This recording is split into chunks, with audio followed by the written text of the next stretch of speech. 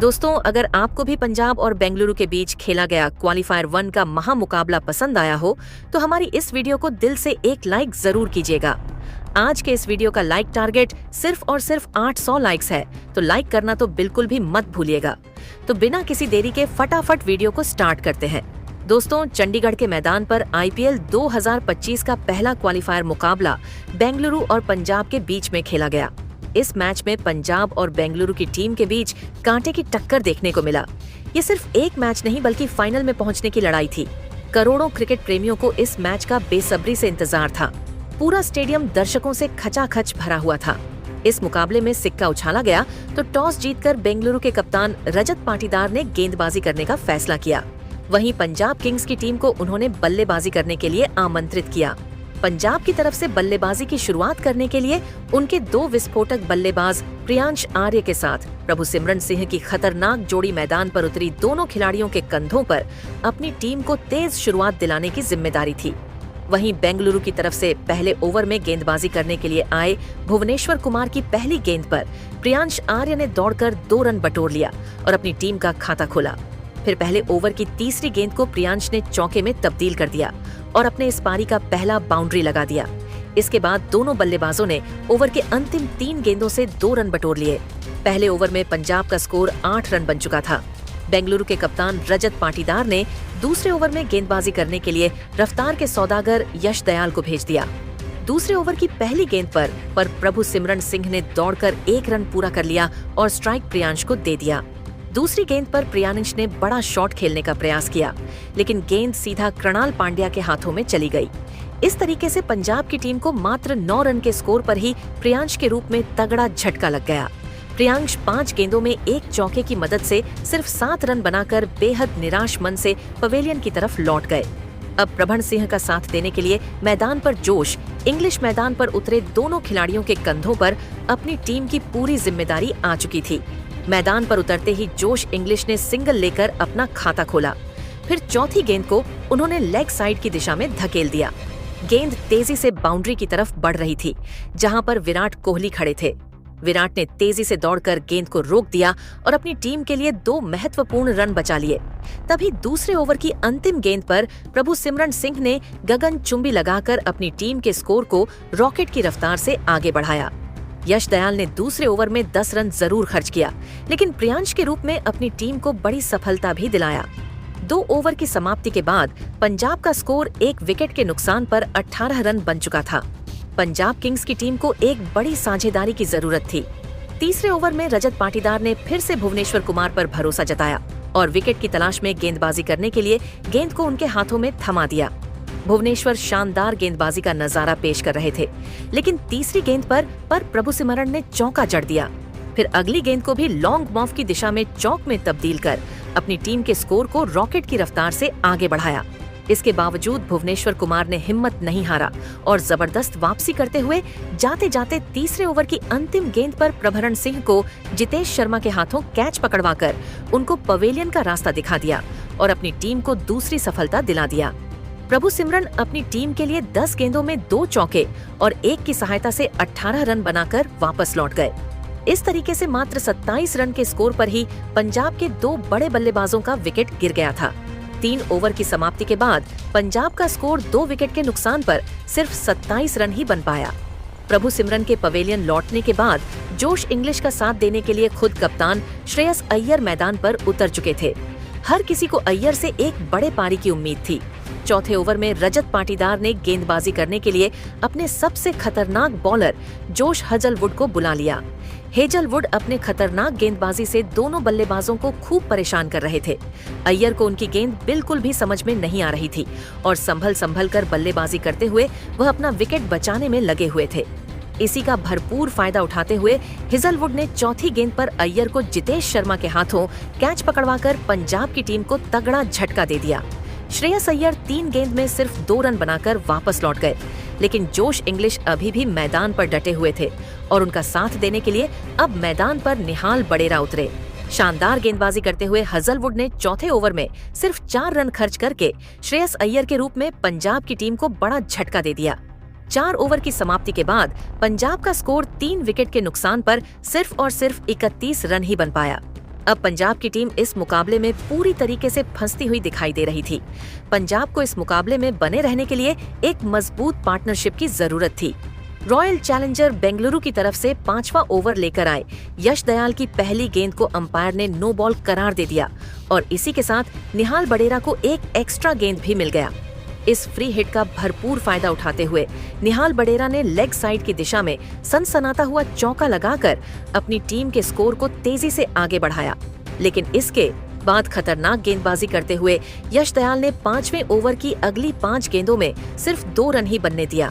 दोनों बल्लेबाजों ने मिलकर 5वें ओवर में 7 रन बटोर लिए। 5 ओवर की समाप्ति के बाद पंजाब का स्कोर बड़े ही मुश्किल से 38 रन बन पाया। पंजाब की टीम को इस मुकाबले में बने रहने के लिए तेजी से रन बटोरने की जरूरत थी। वहीं बेंगलुरु की टीम लगातार विकेट की तलाश में थी। विकेट पावर प्ले के अंतिम ओवर में रजत पाटीदार ने विकेट की तलाश में गेंदबाजी करने के लिए फिर से बॉलिंग अटैक पर जोश हजलवुड को लगाया।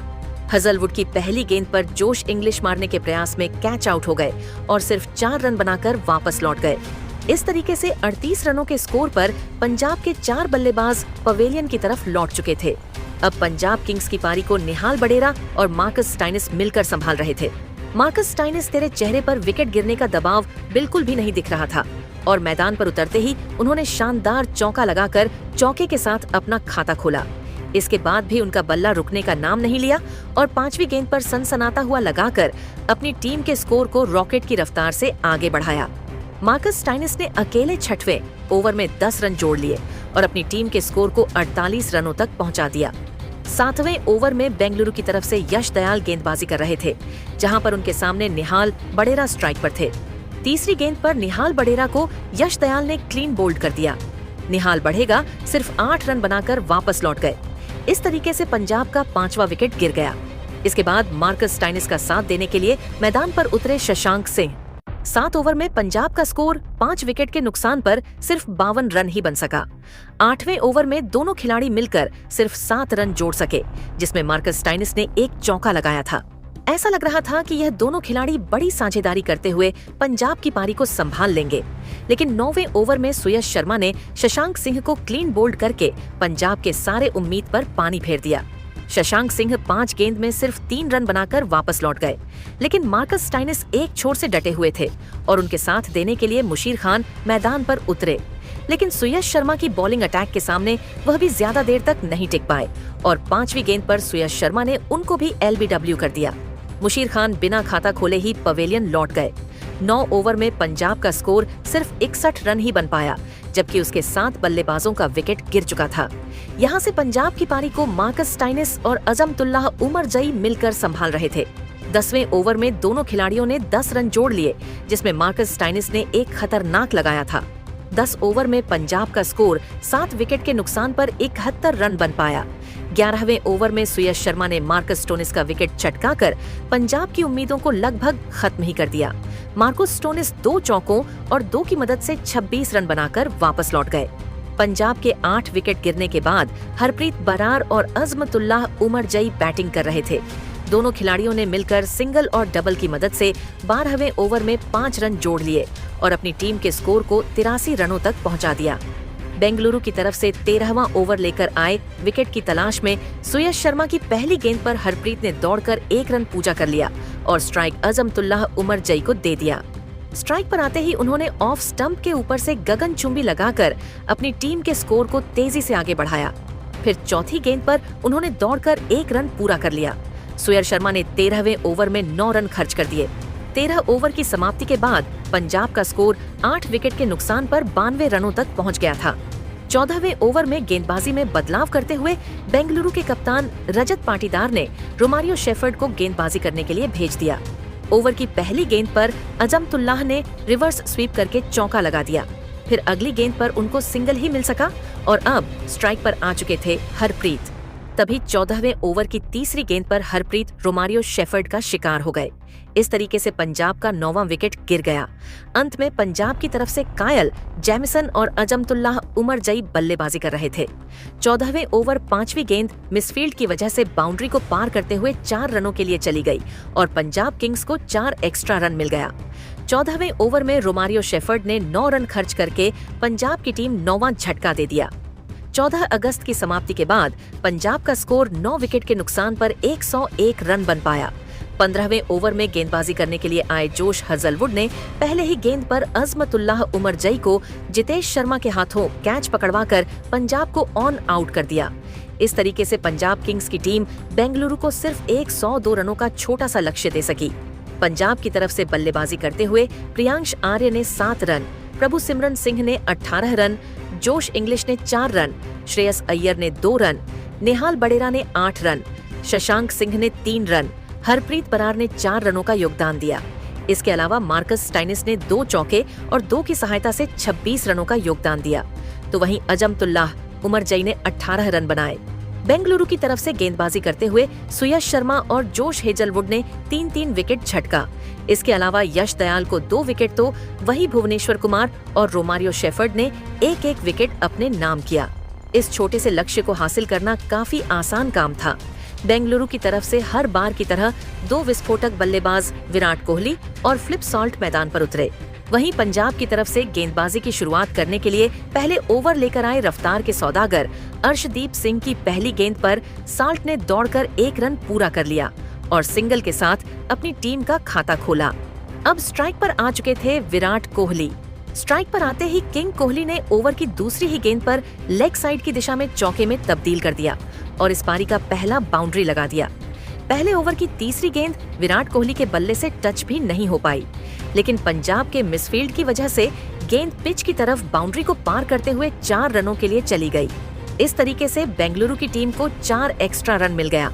इसके बाद दोनों बल्लेबाज मिलकर पहले ओवर की अंतिम 3 गेंदों में सिंगल की मदद से 2 रन जोड़ लिए। पहले ओवर में बेंगलुरु का स्कोर 11 रन बन चुका था। इस तरीके से रॉयल चैलेंजर बेंगलुरु की शुरुआत बेहद ही शानदार हो चुकी थी।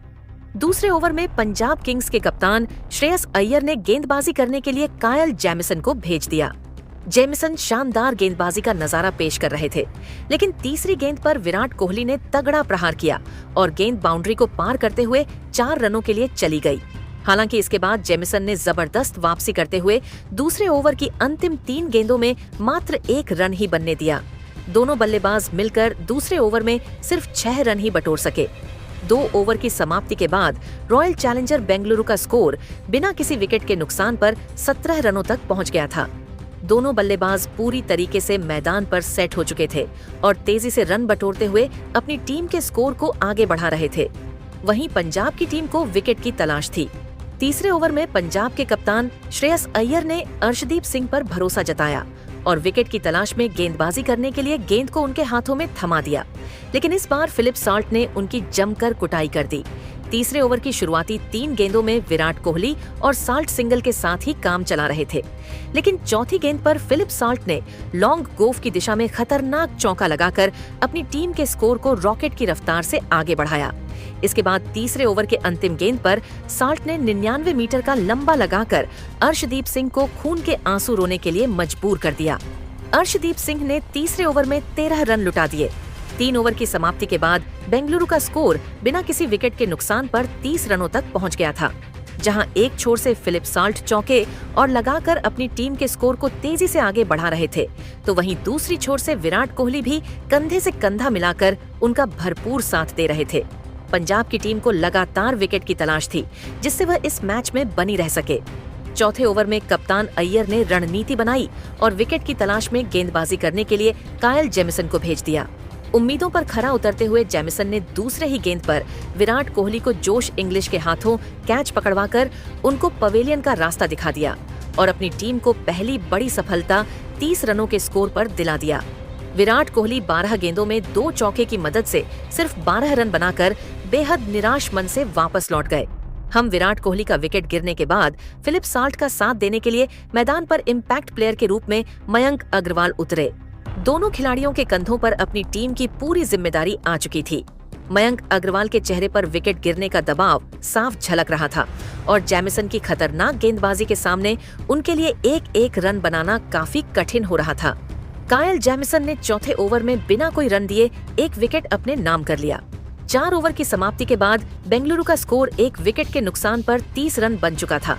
5वें ओवर में पंजाब की गेंदबाजी में बदलाव देखने को मिला और इस बार अय्यर ने गेंदबाजी करने के लिए अजमतुल्लाह उमरजई को भेज दिया, जिनका स्वागत साल्ट ने तीसरी गेंद पर चौका झड़कर किया। फिर पांचवी गेंद पर उन्होंने चीते की रफ्तार से दौड़कर 2 रन पूरे कर लिए और स्ट्राइक अपने पास ही रखा। इसके बाद 5वें ओवर की अंतिम गेंद को लॉन्ग ऑफ की दिशा में धकेल दिया। गेंद तेजी से बाउंड्री की तरफ जा रही थी, जहां पर अर्शदीप सिंह खड़े थे। अर्शदीप सिंह ने गेंद को रोकने का पूरा प्रयास किया, लेकिन उनका प्रयास फेल होता हुआ दिखाई दिया और गेंद बाउंड्री को पार करते हुए 4 रनों के लिए चली गई। श्रेयस अय्यर का यह प्रयोग काफी उल्टा पड़ गया और अजमतुल्लाह उमरजई ने 5वें ओवर में 10 रन लुटा दिए। 5 ओवर की समाप्ति के बाद बेंगलुरु का स्कोर 1 विकेट के नुकसान पर 40 रनों तक पहुंच गया था। दोनों बल्लेबाज मजबूती के साथ मैदान पर अपना पैर जमा चुके थे और उनके बीच एक बड़े साझेदारी पनपती हुई दिखाई दे रहे थे। पंजाब की तरफ से पावर प्ले का अंतिम ओवर लेकर आए कायल जैमिसन की मयंक अग्रवाल और फिलिप साल्ट ने तगड़ी कुटाई कर दी। छठे ओवर की पहली गेंद पर मयंक अग्रवाल ने शानदार चौका लगाया। फिर दूसरी गेंद पर उन्होंने सिंगल लेकर स्ट्राइक साल्ट को दे दिया। छठे ओवर की तीसरी गेंद पर साल्ट ने तेजी से दौड़कर 2 रन पूरा कर लिया। चौथी गेंद पर साल्ट ने सनसनाता हुआ चौका लगाकर अपनी टीम के स्कोर को रॉकेट की रफ्तार से आगे बढ़ाया। फिर अगली गेंद को भी उन्होंने चौके में तब्दील कर दिया। इसके बाद भी साल्ट का बल्ला रुकने का नाम नहीं लिया और ताबड़तोड़ अंदाज में बल्लेबाजी करते हुए उन्होंने छठे ओवर की अंतिम गेंद पर लेग साइड की दिशा में गगनचुंबी लगाकर जैमिसन की धज्जियां उड़ाकर रख दिया। कायल जैमिसन का यह ओवर पंजाब की टीम के लिए काफी महंगा साबित हुआ। उन्होंने छठे ओवर में 21 रन लुटा दिए। पावर प्ले की समाप्ति के बाद बेंगलुरु का स्कोर 1 विकेट के नुकसान पर 61 रनों तक पहुंच गया था। इसी के साथ फिलिप साल्ट धीरे धीरे अपने अर्धशतक की तरफ बढ़ रहे थे। पावर प्ले की समाप्ति के बाद 7वें ओवर में पंजाब के बॉलिंग स्पेल में बदलाव देखने को मिला और इस बार श्रेयस अय्यर ने गेंदबाजी करने के लिए स्पिन के जादूगर हरप्रीत बरार को बुला लिया, लेकिन वह भी मयंक अग्रवाल और साल्ट के सामने घुटने टेकते हुए नजर आए। ओवर की दूसरी गेंद पर साल्ट ने ऑफ स्टंप के ऊपर से लगाकर उनका स्वागत किया। फिर दोनों बल्लेबाजों ने समझदारी के साथ काम लेते हुए अगले 4 गेंदों में 4 रन जोड़ ली। 7 ओवर की समाप्ति के बाद बेंगलुरु का स्कोर 1 विकेट के नुकसान पर 62 रनों तक पहुंच चुका था। बेंगलुरु की टीम इस मुकाबले में मजबूती के साथ अपनी पकड़ बना रखी थी और पंजाब के गेंदबाज उनके सामने घुटने टेकते हुए नजर आ रहे थे। 8वें ओवर में कप्तान श्रेयस अय्यर ने रणनीति बनाई और गेंदबाजी करने के लिए मुशीर खान को भेज दिया, लेकिन 8वें ओवर की तीसरी ही गेंद पर मयंक अग्रवाल ने शानदार लगाकर पंजाब की सारी रणनीतियों पर पानी फेर दिया। फिर अगली गेंद को उन्होंने चौके में तब्दील कर बेंगलुरु के स्कोर को रॉकेट की रफ्तार से आगे बढ़ाया। इसके बावजूद मुशीर खान का हौसला कम नहीं हुआ और उन्होंने जबरदस्त वापसी करते हुए 5वीं गेंद पर मयंक अग्रवाल को कप्तान श्रेयस अय्यर के हाथों कैच पकड़वाकर उनको पवेलियन का रास्ता दिखा दिया। मयंक अपनी टीम के लिए 13 गेंद में 2 चौके और 1 की मदद से 19 रनों की पारी खेलकर वापस लौट गए, लेकिन फिलिप साल्ट अभी भी मैदान पर डटे हुए थे और उनके साथ देने के लिए अब बेंगलुरु के कप्तान रजत पाटीदार मैदान पर उतर चुके थे। मुशीर खान ने 8वें ओवर में 13 रन जरूर खर्च किया, लेकिन मयंक अग्रवाल का विकेट भी चटकाया। 8 ओवर की समाप्ति के बाद बेंगलुरु का स्कोर 2 विकेट के नुकसान पर 85 रनों तक पहुंच गया था। अब बेंगलुरु की टीम को जीत के लिए 72 गेंदों में सिर्फ 17 रनों की जरूरत थी। पंजाब की तरफ से 9वां ओवर लेकर आए हरप्रीत की पहली गेंद पर रजत पाटीदार ने सिंगल लेकर स्ट्राइक साल्ट को दे दिया। 9वें ओवर की दूसरी गेंद पर फिलिप साल्ट ने दौड़कर 1 रन पूरा कर लिया और इसी के साथ उन्होंने 23 गेंदों में अपना तूफानी अर्धशतक भी ठोक दिया। चौथी गेंद पर रजत पाटीदार को सिंगल ही मिल सका, लेकिन 5वीं गेंद पर फिलिप साल्ट ने ऑफ साइड के दिशा में चौका लगा दिया। दोनों खिलाड़ियों ने 9वें ओवर से 7 रन जोड़कर बेंगलुरु के स्कोर को 92 रनों तक पहुंचा दिया। अब यह मुकाबला पूरी तरीके से एक तरफा यानी कि बेंगलुरु के पक्ष में हो चुका था। यहाँ से बेंगलुरु की टीम को जीत के लिए सिर्फ 10 रन चाहिए थे। 10वें ओवर में पंजाब के कप्तान श्रेयस अय्यर ने गेंदबाजी करने के लिए फिर से मुशीर खान को भेज दिया। इस ओवर में दोनों बल्लेबाज सिंगल के साथ ही काम चला रहे थे, लेकिन तीसरी गेंद पर कप्तान रजत पाटीदार ने सनसनाता हुआ चौका लगाकर अपनी टीम को लक्ष्य के काफी करीब पहुंचा दिया।